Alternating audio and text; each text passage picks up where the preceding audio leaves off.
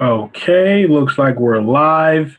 Hello, everyone. How's everybody doing today? I hope you guys are doing well, having a great Friday, ready to get the weekend started. I hope you had a good week. I hope you had a very successful week. I hope your week was very good. You made a lot of money.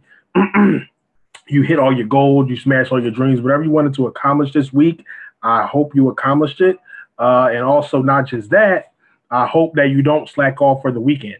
Don't just slack off for the weekend. If the weekend's coming up, grind harder, put in more time, put in more work, put in more hours, make more money, do whatever you got to do.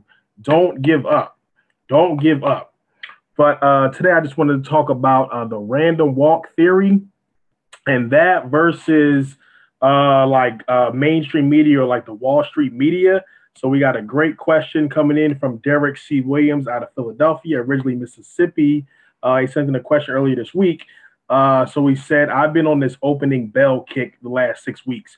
You don't know what the opening bell is? That's a show on CNBC where they broadcast the opening of the stock market at 9:30 p.m. 9:30 a.m. Eastern Standard Time. So he said, I've been on this opening bell kick the last 6 weeks. I'm trying to be the best investor that I can be. If we understand that the random walk theory is random, and Dr. Watkins teaches that stocks act variably on information, why the importance of CNBC and publications like the Wall Street Journal? The random walk theory makes information a moot point, doesn't it? Your view is appreciated. Well, I want to say first and foremost, thank you, Derek, for sending that question in. That is a great question, and it's something that I even think about a lot. I can catch myself kind of slipping sometime, and I'll be on there watching and be like, they're saying this, and that analyst sounds so good, but at the end of the day, I still know the random walk theory, and I'm like, At the end of the day, he doesn't know that. But the best way to explain this point, me personally, I look at it as kind of like ESPN, because everybody just giving opinion. At the end of the day, they all have opinion. They're not going on facts. No one knows specifically, as the random walk theory explains, how a stock will perform. I'll explain what the theory is if you don't know what it is in a minute. But I look at it as like ESPN, because when you first wake up, what's the first thing that comes on ESPN? Was it probably Mike and Mike, or is it First Take? First Take comes on back to back to back with Stephen A. Smith, used to be Skip, and then this other white guy now. And then they have Undisputed. They have about 10 different sportscast shows to talk about the same sports, the same thing that happened last week. Was now it's going to be college basketball, or the Super Bowl, the NFL playoffs, and then the NBA playoffs when that comes back on. But they all talk about it all day, all week long. They all have different shows on the same topic. I look at it the same way. So in the morning, you got Opening Bell, then you got Squawk Alley, you got Squawk Box, then you got a luncheon. I think Power Lunch is what it is on CNBC, and then you got Power Ed. I forget the rest of them. Power Lunch. And then what's up? Closing Bell. They got Closing Bell. John Peace King. How you doing, King? Then they got Closing Bell.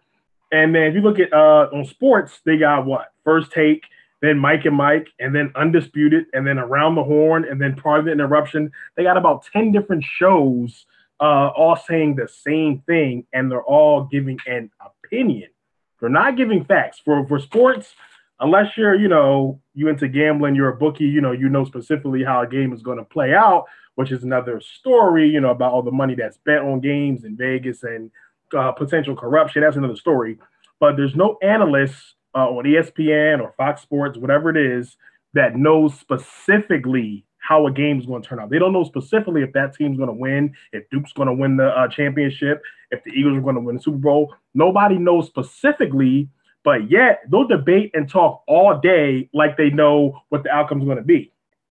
I look at it as the same thing when it comes to these Wall Street analysts, all these shows, Fox Business or CNBC or whatever the case may be, CNN Money, Wall Street Journal. I kind of look at it the same way. So remember, they're going off opinions, not facts. Now, if you don't know what the random walk theory is, the random walk theory is based on a book that was written in the 1970s called A Random Walk Down Wall Street. It's by Burton Malkiel. I think that's how you pronounce his name. It was written in the 1970s. So it's about a study that was done where They would get the best analysts on Wall Street versus monkeys, literally monkeys. Put monkeys in a room with analysts from Wall Street. So the analysts on Wall Street would say, we know, like the people, Jim Cramer and everybody else on CNBC, oh, we know how this stuff's going to perform. We know how IBM is going to perform. We know how Microsoft's going to perform. We know how GE is going to perform. We know how Procter & Gamble is going to perform in the 70s.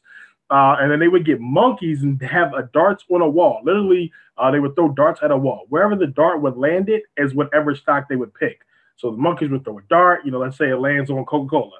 They throw a dart, let's say it lands on Disney. They throw a dart, let's say it lands on Roy Rogers or whatever the case may be, an older company. And they will put those, whatever the darts landed for the monkeys, they will put that up against the best analysts on Wall Street that claim they know how a stock's going to perform. And you know what happened? The monkeys would win more than half the time. The monkeys would win more than half the time against the best analysts on Wall Street, the Jim Cramers or whoever else you see on TV. They would literally put monkeys up and they would win more than half the time. What does that show you? That means that you cannot predict how a stock is going to perform. The only way you can predict is if you have some insider information, you're doing insider trading, which is illegal, and you will go to jail. People have gone to jail for that before. So whatever is public information, everybody knows about. So Jim Cramer or whoever else is on there, they don't have any information that the public doesn't have. So how would they know how a stock's going to perform better than anybody else out in the public?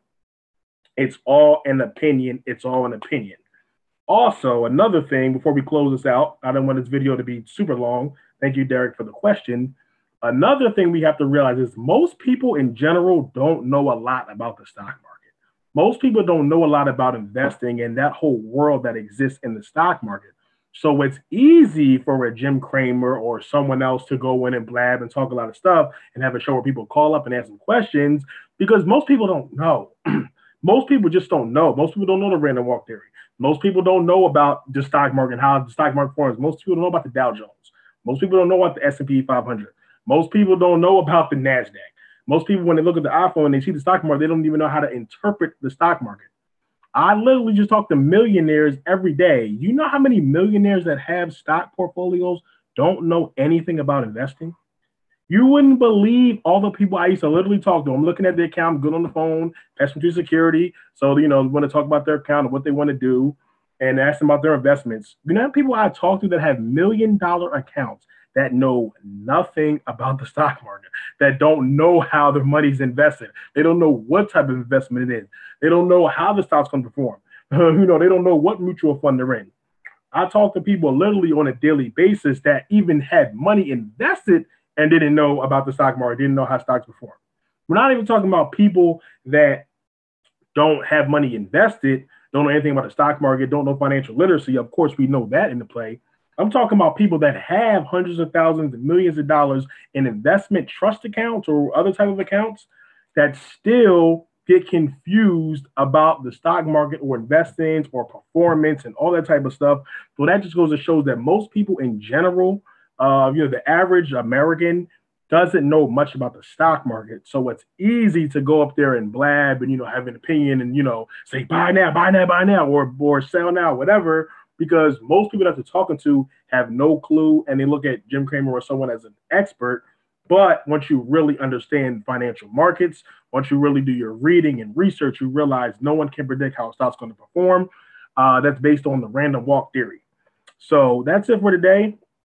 Thank you, Derek, for the question. If anybody has any other questions, you can send them to info@ryanjmccrary.com, info@ryanjmccrary.com. If you're a student of the McCrary Financial School, you can put all questions or comments, concerns, anything you're having trouble with, logging in, courses, live sessions, you can send that to support. We have a support team now, support@themccraryfinancialschool.com, support@themccraryfinancialschool.com. Also, if you want to get a t-shirt, give temporarily free t-shirts, go to makingfinancialliteracycool.com, makingfinancialliteracycool.com. You can get your t-shirt, black and gold. These things are going like hotcakes. We got everybody wearing them all over from New York to down south to West Coast, wherever the case may be. Go to makingfinancialliteracycool.com because we're trying to make financial literacy cool. Love and hip hop, all the other stuff, that is supposedly cool. That's okay, but we want to make financial literacy cool.